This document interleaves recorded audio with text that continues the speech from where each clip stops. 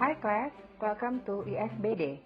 Presentasi berikut akan memberikan pemaparan umum mengenai ISBD sebagai mata kuliah dasar yang akan kalian pelajari satu semester ke depan.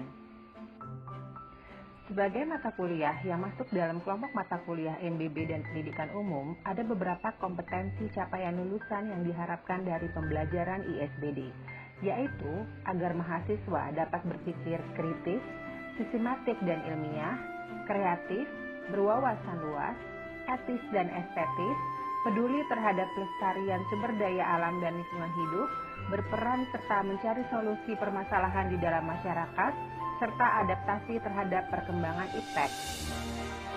Pemberian mata kuliah ISBD berkaitan dengan kompetensi lulusan perguruan tinggi, di mana diharapkan lulusan perguruan tinggi memiliki kemampuan personal, kemampuan akademik, kemampuan profesional.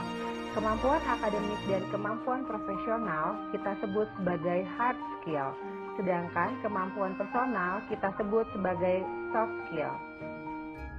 Kemampuan personal inilah yang diharapkan dapat mendukung kemampuan akademik dan kemampuan profesional sehingga lulusan perguruan tinggi di Indonesia mampu menunjukkan sikap, tingkah laku, dan tindakan yang mencerminkan kepribadian Indonesia, memahami dan mengenal nilai-nilai keagamaan, kemasyarakatan dan kenegaraan Pancasila, serta memiliki pandangan yang luas dan peka terhadap berbagai masalah yang dihadapi oleh masyarakat Indonesia.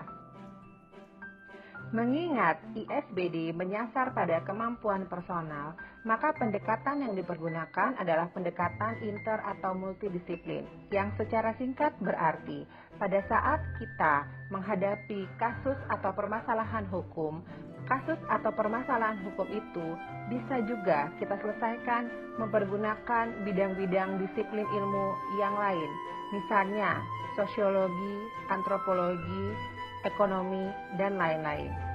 Sesuai dengan kompetensi pembelajaran yang ingin dicapainya, ISBD memiliki 8 tema besar pembelajaran, yaitu pengantar, manusia sebagai makhluk budaya, manusia sebagai makhluk individu dan sosial, manusia dan peradaban, manusia keragaman dan kesetaraan, manusia nilai moral dan hukum, manusia sains, teknologi dan seni, serta manusia dan lingkungan. Pembahasan mengenai ke-8 subjek tersebut bersumber dari buku-buku yang daftarnya bisa kalian lihat di halaman akhir RPS yang telah kami bagikan via GCR. Kajian atau diskusi tentang materi ISBD juga dapat bersumber dari internet, media massa, jurnal nasional maupun internasional, serta segala hal yang ada di lingkungan sekitar kita. Lalu, bagaimana caranya agar kalian memperoleh nilai terbaik dalam mata kuliah ISBD?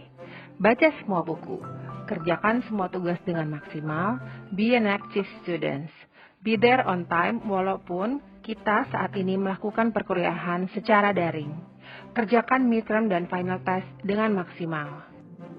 Setelah mendengarkan pemaparan singkat tadi, satu pertanyaan timbul. Kenapa ya kalian sebagai mahasiswa Law Faculty perlu mempelajari ISBD? Pertanyaan ini tolong dijawab minggu depan saat kita ketemu kuliah lagi ya. Oke guys, itulah pemaparan singkat dari saya. Mudah-mudahan dapat membantu untuk membuka mata kalian sedikit mengenai ISBD. Jadi nggak kaku-kaku banget saat kuliah nanti. Thank you.